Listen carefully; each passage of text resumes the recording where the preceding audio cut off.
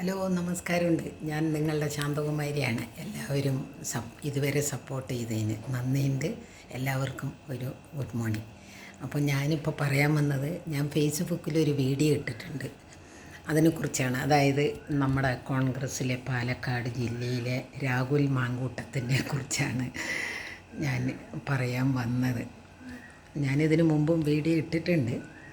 ഇപ്പോഴും എനിക്ക് ആ തീവ്രത എന്ന് പറഞ്ഞ ആ ഒരു മേഡം ഉണ്ടല്ലോ, ആ മേഡം പറയുന്നത് കേട്ടപ്പോൾ സത്യത്തിൽ എനിക്ക് ചിരിയാണ് വന്നത്. എന്താന്ന് പറഞ്ഞാൽ, മുകേഷിൻ്റെ തീവ്രത വളരെ ചെറുതാണ്, മുഖക്കുരുവിൻ്റെ അത്രയേ ഉള്ളൂ, വേറെ ലെവലിട്ടാൽ അത് മാഞ്ഞു പോകും എന്ന് പറഞ്ഞല്ലോ. എന്താണ് ഈ തീവ്രത ഇല്ലെങ്കിൽ മുഖക്കുരുവിൻ്റെ അത്ര എന്ന് പറയുന്നത്? ചിലപ്പോൾ നമ്മളുടെ മുകേഷ് സാറിൻ്റെ ഡാഷ് ചെറുതായിരിക്കുമോ? എനിക്കൊരു സംശയം എന്താണ്, രാഹുൽ മാങ്കൂട്ടത്തിന് ഭയങ്കര തീവ്രതയാണ് എന്ന് പറഞ്ഞാൽ രാഹുൽ മാങ്കൂട്ടത്തിൻ്റെ ഡാഷ് വലുതായതായിരിക്കുമോ? ഈ രണ്ട് ചോദ്യത്തിന് ഉത്തരം എനിക്ക് കമൻറ്റിലൂടെ നിങ്ങൾ തരണം. എന്താ പറഞ്ഞാൽ, എനിക്ക് ഈ ഭരണപക്ഷത്തിലുള്ള പാർട്ടികളിനോട് തോറ്റുപോയി. എന്താന്ന് പറഞ്ഞാൽ, അതിലെ ഒരു മുൻമന്ത്രി ഉണ്ടായിരുന്നല്ലോ, നമ്മളുടെ ഇപ്പോഴത്തെ ഗതാഗത മന്ത്രി, അതായത് സരിതൻ്റെ ആള്, പിന്നെ നമ്മുടെ മുകേഷിൻ്റെ, അങ്ങനെ കുറച്ച് പേരിനെയൊക്കെ അതിൽ കാണിക്കണ്ടല്ലോ. നമ്മുടെ എന്താണ്, വേറൊരുത്തിയും കൂടി ഉണ്ടല്ലോ, അവളുടെ പേര് ആവശ്യത്തിന് വരില്ല. അപ്പം ഞാൻ പറഞ്ഞു വന്നത്, എന്തായാലും ശബരിമലയിലത്തെ അയ്യപ്പൻ്റെ സാധനങ്ങൾ കട്ടവർക്ക് ദൈവം ഇല്ല എന്ന് വിശ്വസിക്കാൻ പറ്റില്ല. കാരണം ദൈവമുണ്ട്. ദൈവം ഇല്ലാതെ ഇപ്പോൾ ഇത് പുറത്ത് വന്ന് ഇത്രത്തോളം ഈ ഇലക്ഷൻ സമയത്ത് എന്തായാലും എന്താണ് പുറത്ത് വന്നത് അയ്യപ്പൻ്റെ ശക്തി തന്നെയാണ്, അല്ലാതെ ഇങ്ങനെ വരില്ല. അതിനു വേണ്ടി വെറുതെ ഒരു കള്ളഗർഭം പറഞ്ഞ് ചിലപ്പോൾ രാഹുൽ മാങ്കൂട്ടം പോയിട്ടുണ്ടാവാം. പെണ്ണുങ്ങൾ വിളിക്കുമ്പോൾ ചെറുപ്പക്കാരായ ആണുങ്ങൾ പോകുമല്ലോ, അത് സ്വാഭാവികം. അത് ദൈവം മനുഷ്യനെ അറിഞ്ഞു കൊടുത്ത വികാരമാണല്ലോ സ്ത്രീ പുരുഷ ബന്ധം എന്ന് പറയുന്നത്. അതിൽ എൻ്റെ ഒരു ചോദ്യം, ഈ തീവ്രത കൂടുതലും മുകേഷിൻ്റെ തീവ്രത കുറവും എന്ന് പറഞ്ഞത് ഈ മേഡം ഇല്ലെങ്കിൽ ഈ തീവ്രത പറഞ്ഞ ആൾക്കാർ ഈ രാഹുൽ മാങ്കൂട്ടത്തിൻ്റെ കൂടെ മറ്റോ പോയോ എന്തോ നോക്കാനായിട്ട്, തീവ്രതയുണ്ടോ തീവ്രതയില്ലയോ എന്നറിയാൻ പോയിട്ടുണ്ടോ എന്തോ എനിക്കറിയില്ല. ഏതായാലും തമാശ എന്നടമ്മേ, എന്താ പറയുക. ഇത് ഇപ്പോൾ ഇനി ഞാനിത് പറഞ്ഞു കഴിഞ്ഞാൽ ഇനി നമ്മുടെ ജഗതി പറഞ്ഞ പോലെ ഇത് എന്നെ ഉദ്ദേശിച്ചിട്ടാണ്, എന്നെ തന്നെ ഉദ്ദേശിച്ചിട്ടാണ് എന്ന് പറയുമോ എന്ന് എനിക്കറിയില്ല. എന്തായാലും നമ്മുടെ കോൺഗ്രസ്സിലെ കുറേ നേതാക്കന്മാർ, ഞാൻ പറഞ്ഞ പോലെ കുറേ വയസ്സായ നേതാക്കന്മാരുണ്ട്. ഇവരിനെയൊക്കെ ഒന്ന് ഈ സ്ഥാനത്തിൽ നിന്ന് മാറ്റിയിട്ട് നല്ല ചുറുചുറുക്കുള്ള ചെറുപ്പക്കാരനെ നമ്മുടെ കോൺഗ്രസ്സിൽ കൊണ്ടുവന്നിട്ട് ഒരു പുരോഗതി ഉണ്ടാക്കണമെന്നാണ്. കാരണം കോൺഗ്രസ് എന്ന് പറയുമ്പോൾ ആൾക്കാർക്ക് ഇപ്പോൾ വെറും ഒരു പുച്ഛമായിട്ട് തീർന്നിട്ടുണ്ട്. എന്താ പറഞ്ഞാൽ, കടിപിടി കൂടുക, കശാരിക്കും സ്ഥാനത്തിനും വേണ്ടി കടിപിടി കൂടുന്ന ഈ കോൺഗ്രസ്സിലെ നേതാക്കളിനെ എല്ലാവരും വീട്ടിലിരിക്കേണ്ട പ്രായമായി. അവർക്കൊക്കെ പെൻഷൻ കൊടുത്തിട്ട് ഇല്ലെങ്കിൽ എന്താ ചെയ്യേണ്ടതെന്ന് പറഞ്ഞാൽ ചെയ്തിട്ട്, ചെന്നിത്തല, ഈ മറ്റേ സതീശൻ വീടി, മറ്റേ സുധാകരൻ സാറ്, അങ്ങനെ കുറേ പേരുണ്ടല്ലോ വയസ്സായവർ, വേണുഗോപാലൻ സാർ, ഈ രാഹുൽ ഗാന്ധിയുടെ കൂടെ നടക്കുന്ന ഈ വേണുഗോപാലൻ സാർ, എല്ലാവരും വീട്ടിലിരിക്കേണ്ട സമയമായി. രാഹുൽ ഗാന്ധി ഇത്രമാത്രം കഷ്ടപ്പെട്ടിട്ടും അയാളെ ഈ തരം താഴ്ത്തുന്നത് ഇമാതിരിയുള്ള ഈ വയസ്സായ ആൾക്കാർ. ഒന്നാമത്തത് കടിപിടി കൂടുക, ഒത്തൊരുമയില്ല കോൺഗ്രസ്സിൽ.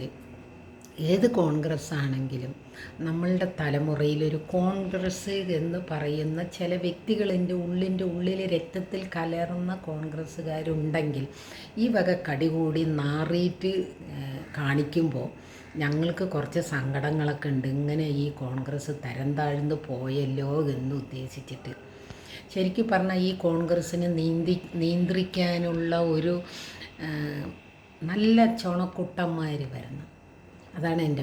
പിന്നെ രാഹുലിനോട് എനിക്കൊരു കാര്യം ചോദിക്കാനുണ്ട്. രാഹുൽ ഗാന്ധി, അല്ല, രാഹുലിനെ, നമ്മുടെ പാലക്കാട് ജില്ലയിലെ രാഹുലിനോട് എനിക്കൊരു ചോദ്യം ചോദിക്കാനുണ്ട്.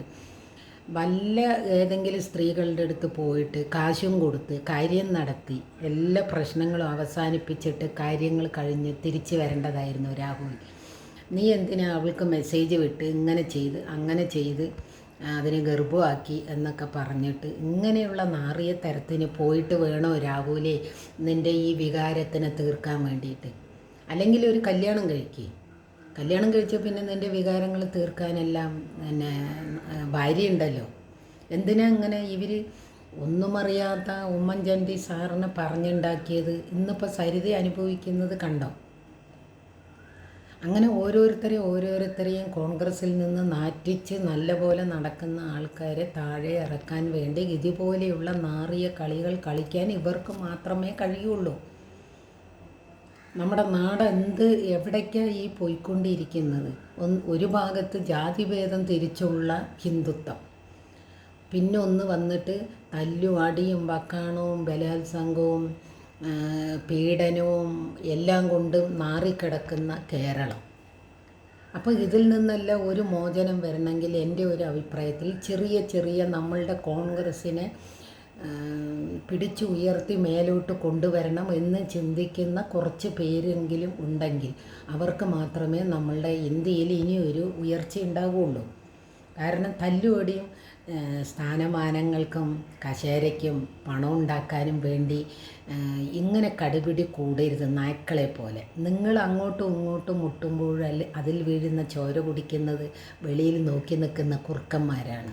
അത് നിങ്ങൾ ചിന്തിക്കണം.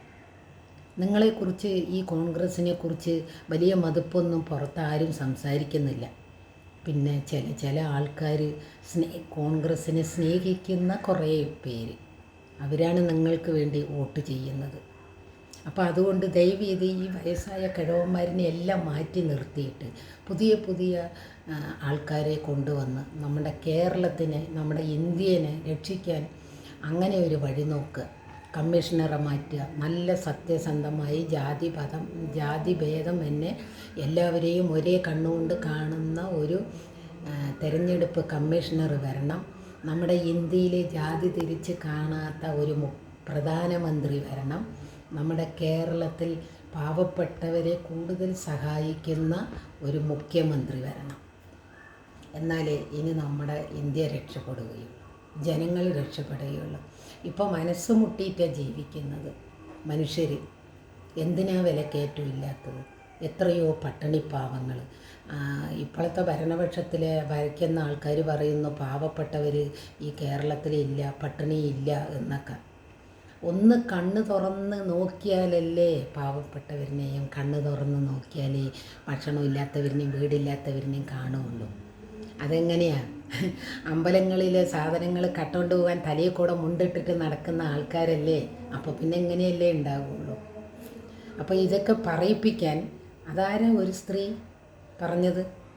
രാഹുലിന് തീവ്രത കൂടുതലാണ്, മുകേഷിൻ്റെ തീവ്രത കുറവാണെന്ന്. ഇവരെന്താ മുകേഷ് പോകുമ്പോൾ മുകേഷിൻ്റെ കൂടെ പോയിട്ടുണ്ടായിരുന്നു, ഇല്ലെങ്കിൽ രാഹുൽ പോകുമ്പോൾ രാഹുലിൻ്റെ കൂടെ പോയിട്ട് തീവ്രത ഇളക്കാൻ പോയതാണ് ഈ സ്ത്രീ. നാണവും മാനവും ഇല്ലാത്ത സ്ത്രീയെ. പെണ്ണുങ്ങൾക്ക് വരെ മാനക്കേട് ഉണ്ടാക്കാൻ വേണ്ടിയിട്ട് ഓരോന്ന് സംസാരിച്ചു കൊണ്ടിരിക്കുന്ന നിങ്ങൾ വിവരം കെട്ട സ്ത്രീകളാണ് നിങ്ങളൊക്കെ. പാർട്ടി ഏതുമോ ആയിക്കോട്ടെ, അതിൻ്റെ യാഥാർത്ഥ്യങ്ങൾ എന്താണെന്ന് അറിയാത്ത മുന്നേ നിങ്ങളൊക്കെ തീവ്രത ഇളക്കാൻ പോയിരിക്കുന്നത്. അപ്പോൾ ഈ ഭരിക്കുന്ന പാർട്ടിയിലെ കുറേ ആൾക്കാരിൻ്റെ ഉണ്ടല്ലോ, അവരിൻ്റെയൊക്കെ തീവ്രത എന്തായിരുന്നാവോ? പണ്ട് സരിതൻ്റെയും ഗണേഷ് കുമാറിൻ്റെയൊക്കെ ഉണ്ടായിരുന്നു, അതിൻ്റെ തീവ്രതയൊക്കെ നിങ്ങൾ അളന്നിട്ടുണ്ടായിരുന്നു. വൃത്തികെട്ട സ്ത്രീയെ. അപ്പോൾ ഓക്കെ, എല്ലാവരും അഭിപ്രായം എഴുതി അറിയിക്കും. ഞാൻ നല്ലതാണെങ്കിലും കെട്ടതാണെങ്കിലും എന്ത് പറഞ്ഞാലും എഴുതി അറിയിക്കുക. കോൺഗ്രസ്സുകാർ ഇനിയെങ്കിലും നിങ്ങളൊന്ന് നന്നാവാൻ നോക്കി. ഈ സതീശൻ എന്നൊക്കെ പറയുന്ന ആളിനെ ഞാൻ കുറച്ച് ബഹുമാനിച്ചിട്ടുണ്ടായിരുന്ന ഒരാളായിരുന്നു. ഇത്രയും മോശക്കാരനാണെന്ന് ഞാൻ വിചാരിച്ചില്ല.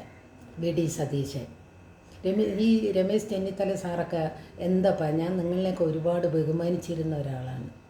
എ.കെ. ആൻ്റണി, കരുണാകരൻ, സതീശൻ, രമേശ് ചെന്നിത്തല, വേണുഗോപാൽ, ഇവരൊക്കെ കോൺഗ്രസ്സിന് വേണ്ടിയിട്ട് മരിക്കാൻ നിൽക്കുന്ന ആൾക്കാരാണെന്നാണ് ഞാൻ വിചാരിച്ചത്. പക്ഷേ നിങ്ങളൊക്കെ തല്ലുപടി ഉണ്ടാക്കിയിട്ട് മറ്റുള്ളവർക്ക് പല്ലി കുത്തിയിട്ട് നാറ്റാൻ കൊടുക്കുന്ന കുറേ നേതാക്കന്മാർ. മോശമാണ് നിങ്ങൾ. അത്രയും സ്നേഹിക്കുന്നുണ്ട് ഹൃദയം കൊണ്ട് കോൺഗ്രസ്സിനെ. അറിയൂ നിങ്ങൾ, ഭയങ്കര സങ്കടമുണ്ട് നിങ്ങളൊക്കെ കാണിക്കുന്നത് കാണുമ്പോൾ. എന്ത് തെറ്റ് ചെയ്താലും അവർ കണ്ട കൂട്ടിപ്പിടിച്ചുകൊണ്ട് നടക്കുന്നത്. നിങ്ങളൊക്കെ എന്താ കാണിക്കുന്നത്? വെറും മോശമാണ്. അപ്പോൾ എല്ലാവർക്കും ബൈ.